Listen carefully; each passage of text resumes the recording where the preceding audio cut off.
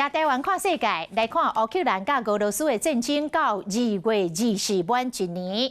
美国的总统拜登选伫20号到乌克兰的首都基辅去访问，嘛是第一届到乌克兰的总统泽伦斯基来同台来表达支持，而且加码台票大约152亿，要甲乌克兰斗乌援。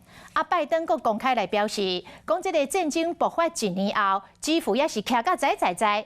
讲美国甲全世界拢是徛伫个乌克兰这边。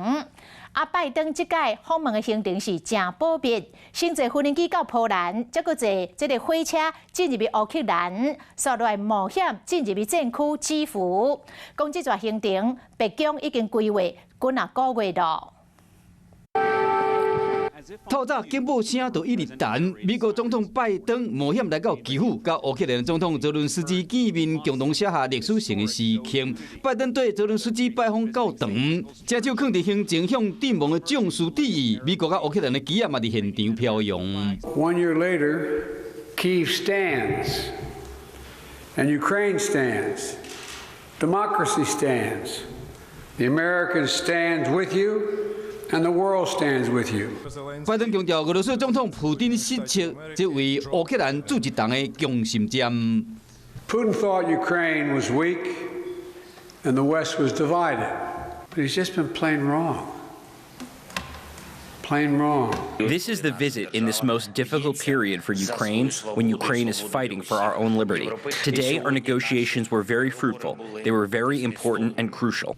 在乌克兰甲俄罗斯战争免满1年的时阵，拜登阁加赞助152亿台票的军事援助，即包括炮弹、标枪飞弹、榴弹炮等等，若长途的飞弹甲战斗机还阁等。拜登这段访问真保密，选伫华盛顿透早的4点出发。再搁坐火车经过波兰的边界，进入战区乌克兰。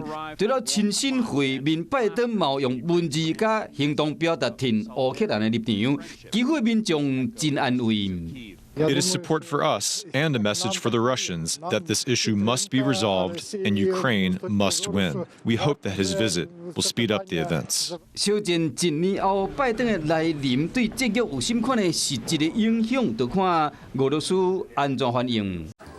华视新闻看起来，赶快订阅我们的华视新闻 YouTube 频道，欢迎按赞、订阅、开启小铃铛，最新最及时的资讯要提供给你。